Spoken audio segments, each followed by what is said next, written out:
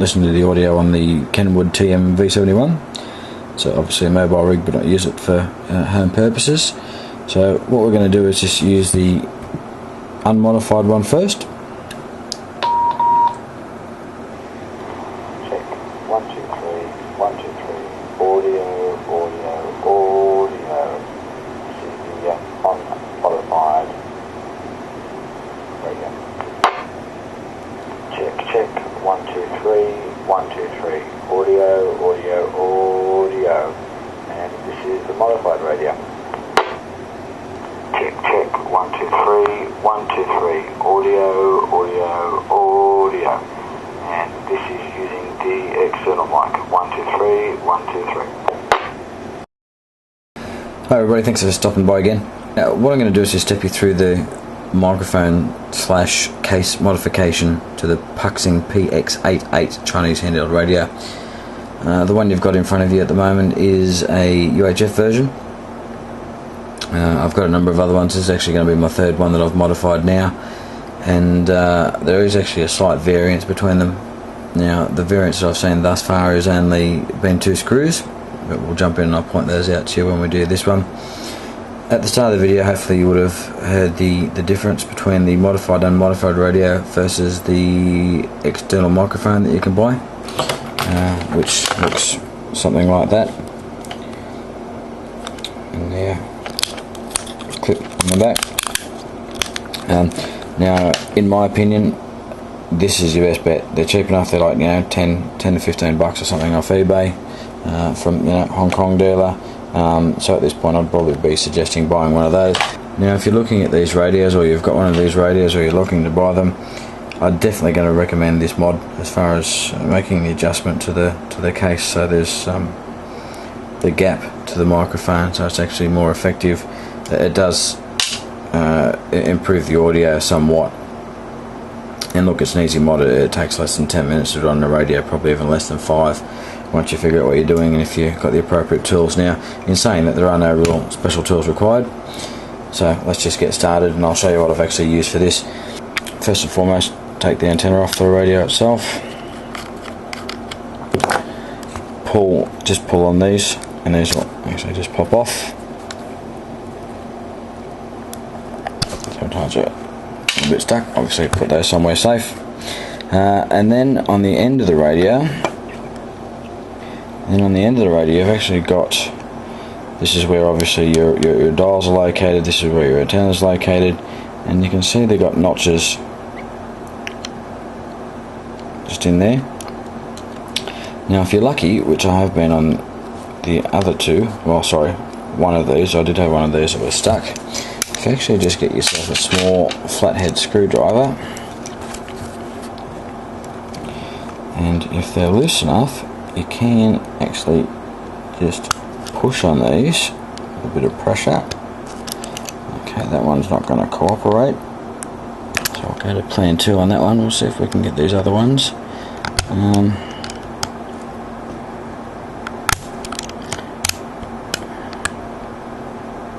Okay, these ones are all going to make it challenging, which is of course going to be the case on video. And just apply some more pressure to that one.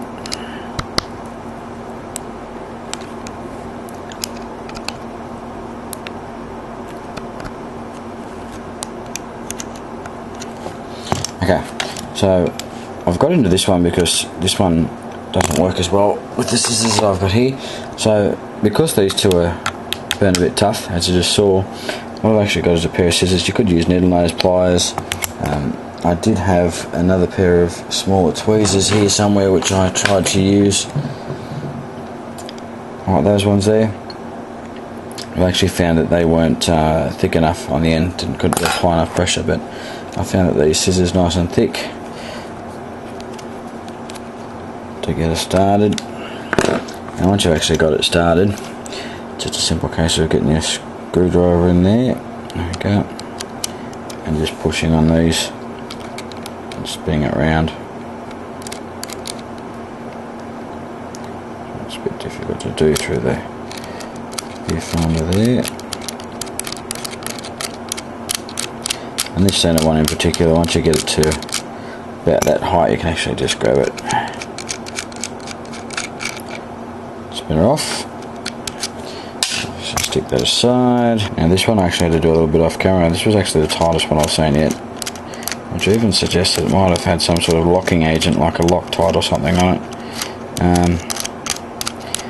If you find you're getting a bit of difficulty getting these off, what you can actually do is take the battery off and apply a bit of pressure, a bit of forward pressure, sort of give it a bit of a squeeze, and that actually sometimes helps to loosen it a bit, because sometimes the radio itself is sitting, you know, a bit further back, which is actually pushing that into the case. So if you apply a bit of forward pressure, you'll see that just moves this forward just a little bit, and sometimes we'll lose a bit of pressure. Now I'm also finding there's a bit of variance between how tightly these rings are actually being applied to each radio. So don't panic if they're really tight, you're just going to have to get a bit creative to get those off. The second rig that I did, they were all but ready to fall off before I'd even started unscrewing them. And there you go there. Okay, so once you've got all those off, we need to take care of this screw here, which is effectively just an Allen key or a hex key, whatever you want to call it. There we go. It's one of these small kits is very, very handy. Let's get some light there for you. Undo that, remove that rubber button there, rubber cover for the speaker and the microphone. Put that aside. Now what you want to do is go back to your flathead screwdriver here. I want a slightly bigger one there because you need to apply a bit of pressure here. Now what you actually notice is at the bottom of the radio here, you actually need to sort of just lever it up a little bit, and you've got a couple of tabs. I'm not sure whether you can see those in there. Actually got a couple of tabs, so you just want to lever the case up a little bit and she'll pop out. You can see those two tabs there and there, and they actually sit up into the case. So once you've done that, simply lift the radio up a little bit and pull it downwards. Give it a bit of a wiggle and a bit of a push. Now be careful when you take this out, because there is actually a ribbon cable there. Now the difference seems to be between the VHF and the UHF. Both of the UHFs did not have the screws, which sit here and here. So you can see the screw holes, but there's actually another screw hole there. Look, the UHF versions haven't had those screws attached, where the VHF did have the screw there and a screw there. So that makes our job much simpler here. There's a couple of tabs on either side, one there, and there is one there, tab on this side, and you've also got a tab on that side there as well. So again, just a little bit of outward pressure on the case in each corner, only very small amount of pressure required. You can lift that board out there. That should get you an idea of the hole in here. Really hard to see, and again that's because it's so small. I think you can see that tiny little hole right in there, and that's what the microphone is going through. So I actually just need to enlarge that hole. What I actually found in the UHF version was the hole had actually been drilled in behind one of these, I don't know, like support bars, whatever, is cross piece there. So it didn't actually penetrate into where the microphone is.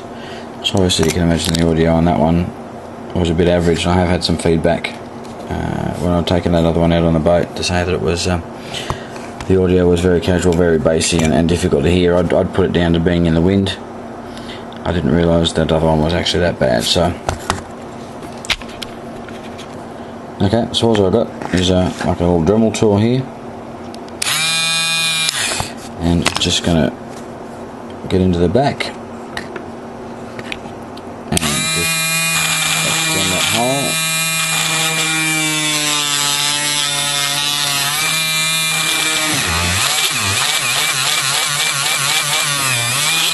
Already you can see that hole's a lot bigger there. And what I've actually been doing is just putting another one just below it as well. Okay, so as you can see from the front, I've got two sizable holes there. And you can see those from that side there as well. There you go. Now, if you apply too much pressure to this when you're extracting the radio and you happen to pull out the ribbon cable in the back of this, or the LCD screen for example, real simple to put it back in. All you need to do is just get something under there and pop this black section up here. You want to lift it up on both sides, and that'll actually open that up a little bit so you can push that ribbon cable back in, and then you just push both sides back down like that. That'll actually clamp the cable back in.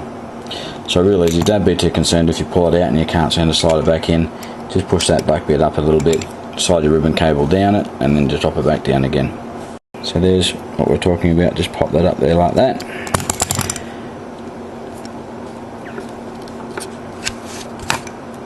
Grab your cable and just grab your cable, push it down in the back there like that. Once you've got your cable in, just give it a bit of a push down on both sides to lock the cable in. Just make sure that one's seated there as well. So drop the bottom section of the radio in first. There's a couple of tabs on the bottom there. Just apply a little bit of pressure and she'll snap right in. There we go. So again, same technique for this. Reverse the technique to get this back in. Slide your knobs in the end there. There's your tabs on the bottom, so just push that up. If you can't pop it in, again, just grab a screwdriver, a little bit of a levering action while applying a little bit of pressure.